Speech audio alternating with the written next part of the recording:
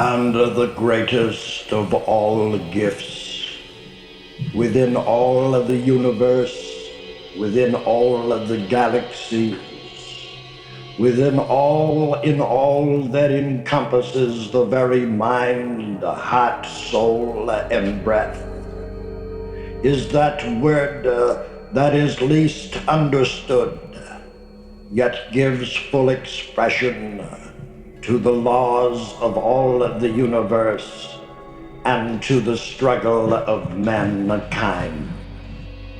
This be unto you the sixth law of the universe, the law of spiritual love. And what is love? It is like the echoing of the mighty ocean as the waves caress the beach of time.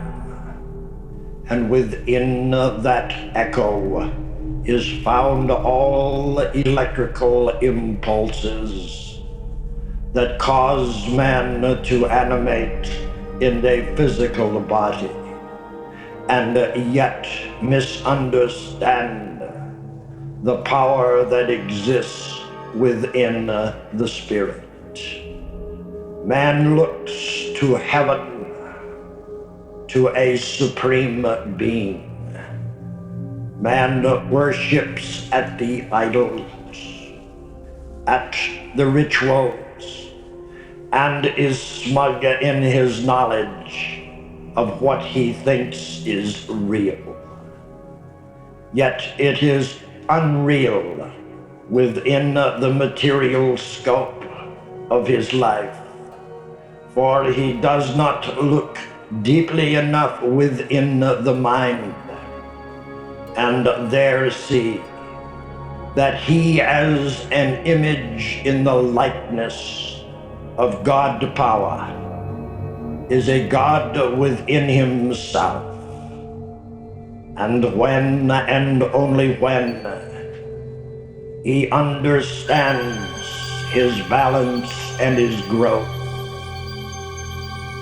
this be only when he opens wide the door of his understanding and floats like a majestic wave into the realms of all infinity. Love is that substance, that electrical force, that want, that gives to people the restlessness, the uncertainties, and the want for a higher expression. It is truly found that that love must be given through a celestial law of full giving, a total love, not to those conditions of a material nature, but to each one in a constant consideration of what each life expresses. And though you may be higher within the intensity of your love, still that person speaking, or the one being spoken to, is a God within his own right. And it is through this great compassion of understanding, of giving the full giving of your all in all being, that you come into that growth which gives you a fullness of life. And there you see the fullness of God in its glory, the God of light, the God that is not a God personified, but a God that encircles all of life, all of the majestic thrones of masters, and gives unto you the holy goodness that springs within the spirit of your full love. Love cannot be expressed in just a simple condition of wanting that which is of a creative nature. It must be a fullness whereby in the biological process there too comes a oneness of spirit, a melding of two God-like spirits into that substance you know as love.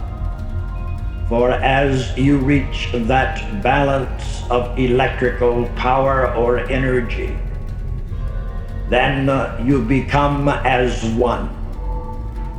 And in that oneness comes the fulfillment of all your desires.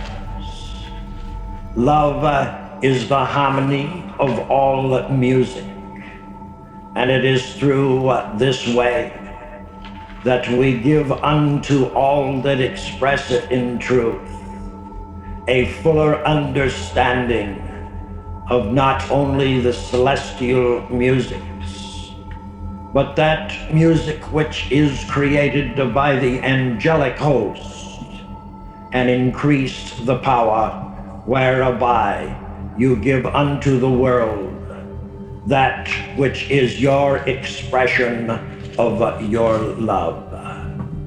This love is artistic in nature, for each in his own way gives forth a vibratory rating of love in whatever way he attempts to express his spirit. For to many there are given a diversity of gifts, and these gifts can be had and generated into a sublime perfection, whereby you not only help a brother or oneness of purpose, but whereby you help the multitudes. For it is through your way of expressing and understanding life and giving to those around you the fullest of your expression, then they too can grow into the substance of that which is unseen. Nay, it's not in words, it is not in a material action. It is all found within the spirit of self.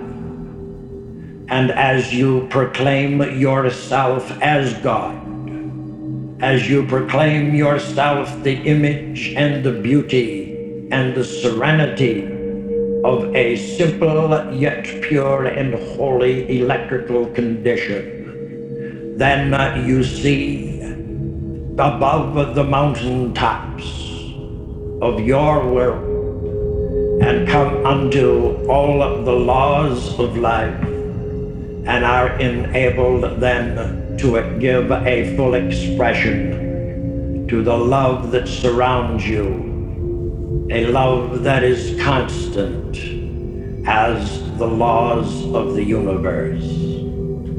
So I urge all of mankind to gaze ever deeper into that great well of love, for it is inexhaustible in its flow, and it is through your thought process of giving to that individual the respect, the greatness, and the giving of your supreme thought that leads you into that peace, that happiness, that purpose of understanding why you are on a constant growth pattern. It is of necessity that though many of the years go by and you wonder why You must grow.